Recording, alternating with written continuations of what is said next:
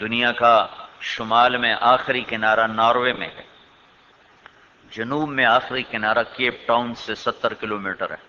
ادھر تو میں گیا ہوا تھا 1991 میں، لیکن یہ شمال میں نہیں گیا تھا۔ تو اس دفعہ میں اگست میں ناروے میں تھا، تو میں نے ان سے کہا کہ مجھے وہ لے جاؤ شمالی کنارے، جو دنیا کا آخری کنارہ ہے شمال میں، نارتھ میں، اینڈ آف دا ورلڈ۔ تو انہوں نے کہا ادھر تو کچھ بھی نہیں ہوتا، پہاڑ ہے اور سخت سردی ہے، اور 2 گھنٹے ہوائی جہاز کا سفر ہے، 5 گھنٹے آگے موٹر کا سفر ہے، وہاں کیا کرو گے؟ میں نے کہا وہاں جا کے اذان دوں گا، نماز پڑھوں گا، چھوٹا سا بیان کروں گا، اور اللہ کے نبی کی بات زندہ کروں گا کہ ایک دن آئے گا میرا بول دنیا کے آخری کنارے تک پہنچے گا، بس اور کچھ نہیں۔ بھائی یہ کام کرنا اور کچھ نہیں کرنا، آبادی تو وہاں ہے نہیں۔ تو وہ بیچارے وہ کہنے لگے ہم تو نارمے میں رہتے ہیں، ہم کبھی نہیں گئے، تو آپ جا کے کیا کرو گے؟ میں نے کہا یہ کروں گا، تمہیں ساتھ لے جاؤں۔ تو وہاں سے ہماری جماعت چل پڑی ادھر۔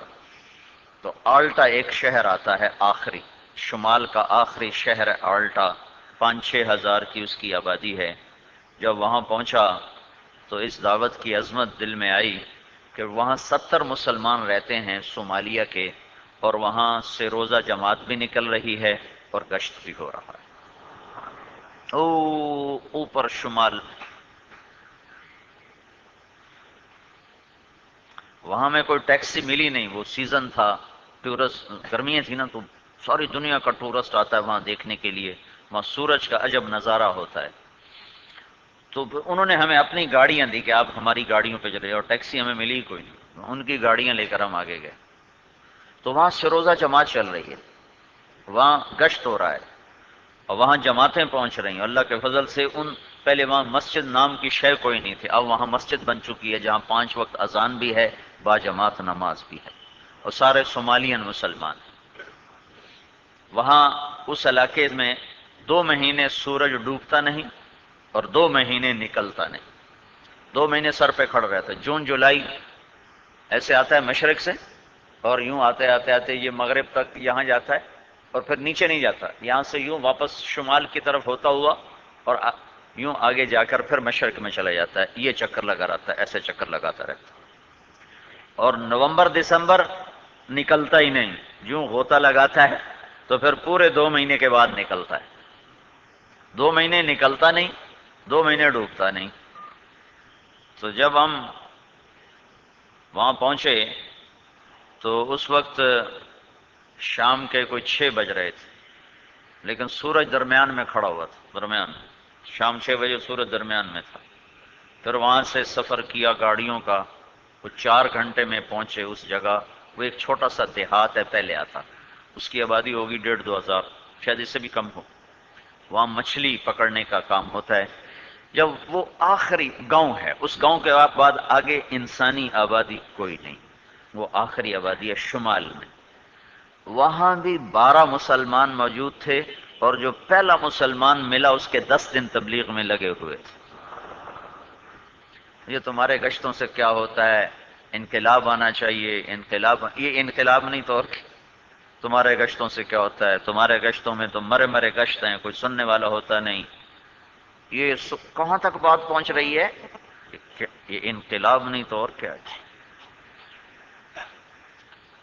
اسی نے ہمیں ہوٹل میں کمرے دلوائے، پھر وہاں سے وہ ہمارا رہبر بنا، اور پونا گھنٹہ پھر آگے سفر تھا۔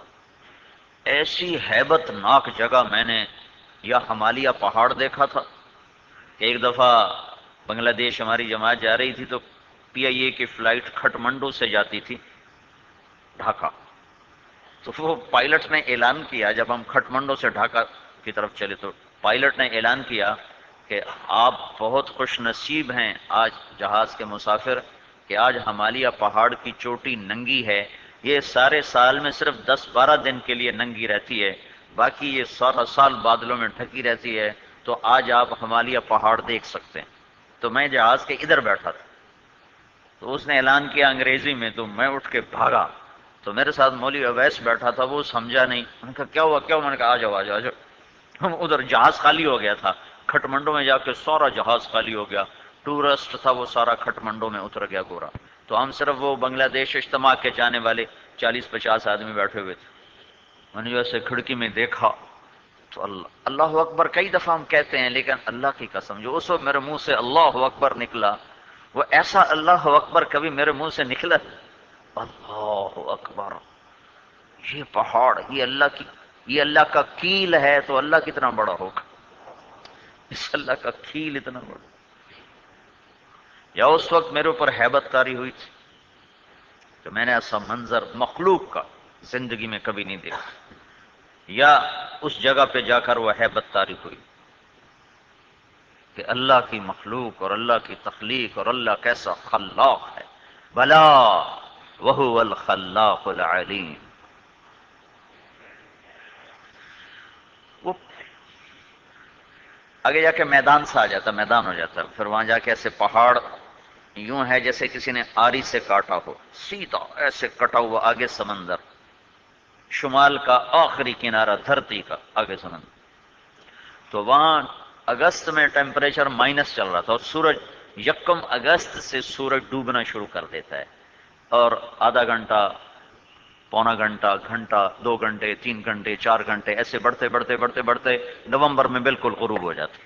تو اس وقت سورج غروب ہو چکا تھا اور بالکل چاندنا تھا، اور رات کے 12 بج رہے تھے، اور اس نے آدھے گھنٹے میں نکل آنا، آدھے گھنٹے میں باہر نکل آنا تھا.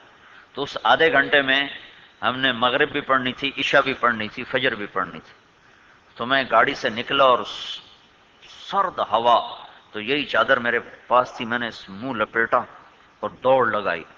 وہ سیدھا سمندر، وہ پہاڑ کے کنارے پہنچا، وہاں انہوں نے گلوب بنایا ہوا ہے، and of the world Globe بنایا ہوا ہے.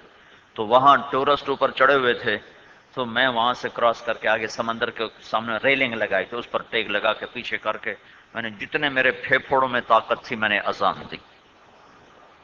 میں کہا یا اللہ، تیرے نبی نے کہا تھا دنیا کے آخری کنارے تک میری بات پہنچے گی، آج پہنچ گئی ہے.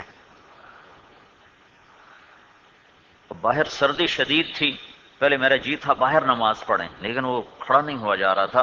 تو پھر ایک چھوٹا سا ہال وہاں بنا ہوا تھا جس میں ٹورسٹ بیٹھتے تھے، چائے پیتے تھے، کوئی کھاتے پیتے تھے. تو وہاں وہ اندر گرم تھا، وہاں جا کر چادریں بچھائیں اور مغرب کی نماز پڑھی. اس کے ساتھ ہی عشاء کی نماز پڑھی. عشاء کی نماز پڑھ کے پھر فجر کی اذان دی، اور اس کے ساتھ ہی فجر کی نماز پڑھی، اور ساری اپنے وقت پر پڑھی.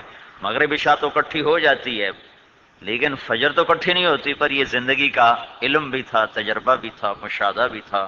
عجب سفر ہوا ہے زندگی کا، یہ ساری زندگی سفر میں گزری، پر ایسا سفر زندگی میں پہلی دفعہ ہی کیا کہ اس جگہ کی ہیبت، اس جگہ کی ایک پر اسراریت، اور پھر وہاں مغرب، عشاء، فجر، تینوں نمازیں ٹھک ٹھک ٹھک ٹھک ٹھک ساری اکٹھی پڑی. اور سورج بہت تیزی سے، ڈر لگ رہا تھا کہ شاید ہمارے سلام پھیرنے سے پہلے پہلے کہیں سورج باہر نہ آ جائے.